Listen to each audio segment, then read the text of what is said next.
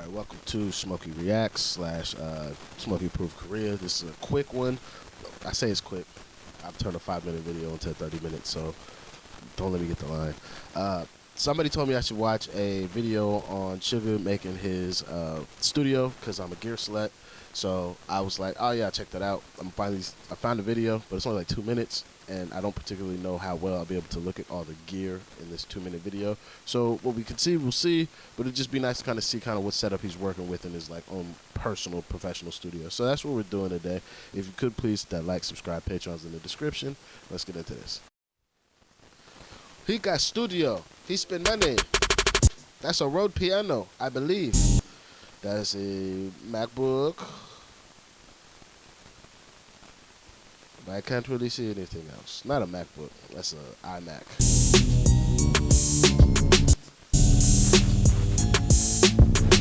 How's it gonna change? How's it gonna change? How's it gonna change? How's it gonna change? How's it gonna change? How's it gonna change? Ooh, he got workers in that. He got workers. He got workers. Oh, he got a big boy studio desk. Look at that nigga doing big things. He got the Yamaha NS7s, maybe 8s, maybe 8s. They look like 8s. All right, so studio tip: why are there multiple sets of monitors? So in the recording world, monitors are speakers. So why does he have multiple sets of monitors? It is for a thing called A/B testing. It is to be able to hear a mix through multiple sets of speakers to see how well the audio reproduces through different, we'll say, drivers. Drivers are the actual speaker that is inside the monitor. That's the thing that we hear with. So that is why he has 2 sets, and how he's got them set up. He's got like a near field setup. So the 2 smaller ones are within the recording, or not the audio little triangle. So like when you set these speakers up, you want to set them up like a fancy. I'm just gonna say triangle. So like you want to set it up like a triangle. So where your sitting position is, you're like the tip of the triangle, and you want to angle the speakers in towards you, so they're hitting you pretty much in the same way. So you can kind of just do this. And then also what makes it really, really good is a technique called decoupling.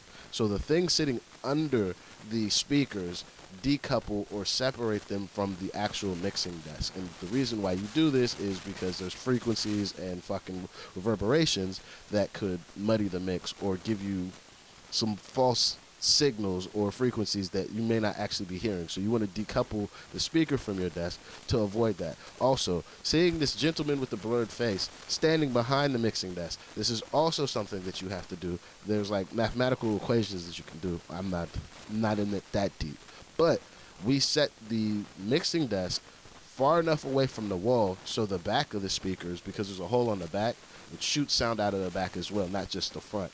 And that sound needs space, or that stuff will like bounce back to your ears too quickly. This is why I don't know if anybody watches my Powder Paper ones if you're watching BTS, but if you did watch my last Powder Paper reaction, there's a scene where oh boy's got this mixing desk right next to the wall with the speaker right next to the wall, and I just lose my shit, and it's because of shit like this. So again, this is a very professional setup. I wish I could know whether or not the room is fully floated. So a floated room is essentially, think the room you're sitting in right now watching this reaction. Imagine if somebody rebuilt the room you're sitting in, but just added an extra layer for a floor, wall, ceiling, and just kind of just put space between them with soundproofing. That's how you would fully float a room. It's almost like decoupling your room from your house to make almost kind of like an anechoic chamber, but not that sound deadening.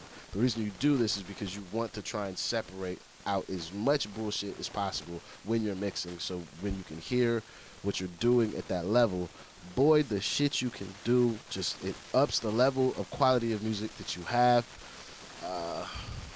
Can't really see anything else.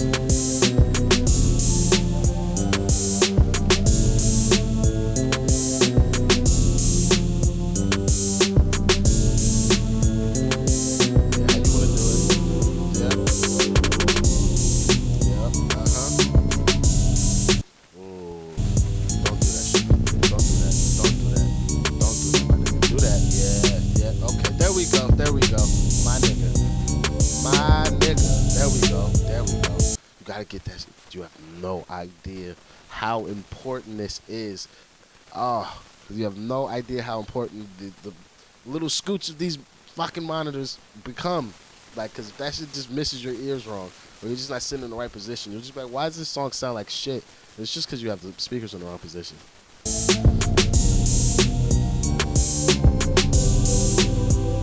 Yes, it's necessary. It's necessary.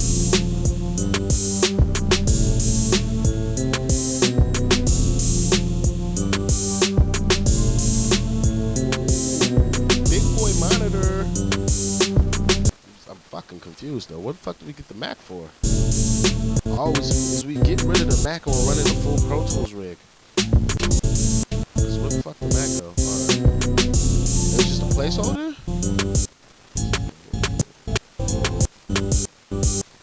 Big boy TV, yo. I thought he was gonna put the TV on the wall.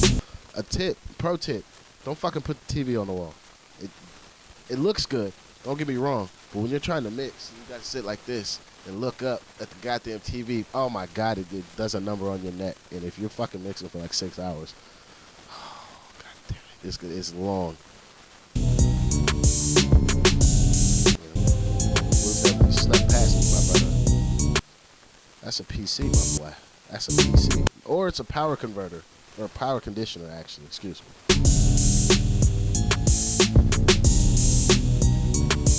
Yo, respect to my man for putting this together himself, too.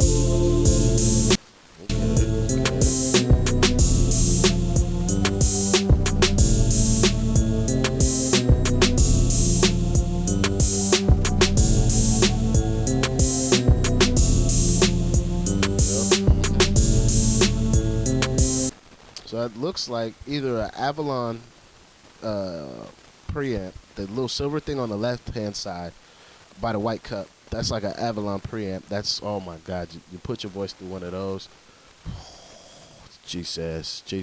So you send the microphone into that thing first, and then you let it go to the computer.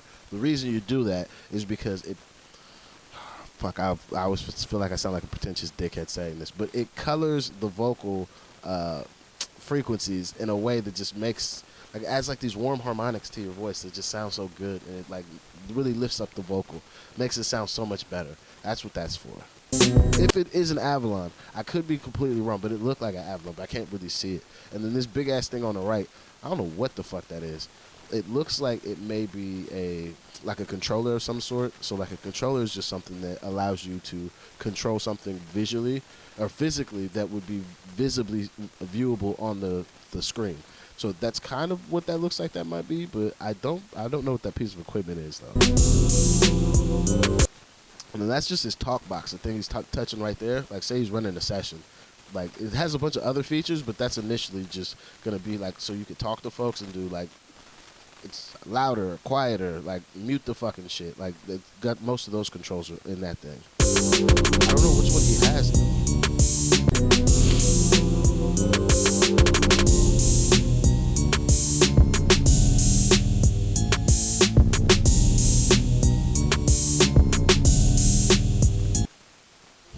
Why he look up like, oh, damn, these niggas caught me. Gotta turn that off. I forgot.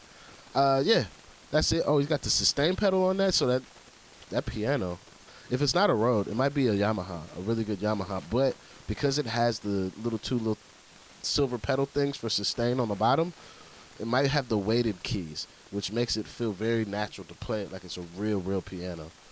Yeah, that said, though, that's going to be it for me. Also, does this boy fucking... Oh... Is he recording on a dynamic mic as well? Like, the mic I'm talking into right now is a dynamic. So is he recording into one of those? I don't know. I really wish I could see the studio in person. Yeah, that's going to be it for this one. We've kind of checked out everything I can see from the quality and everything like that. So thank you guys very much for joining me. If there's better videos or something that covers more of the in-depth studio stuff they have, please do let me know, link me, do whatever. But yeah, thank you. I'll see you guys on the next one. Please hit that like, subscribe page on the description. See you on the next one. I'm out of here. Peace.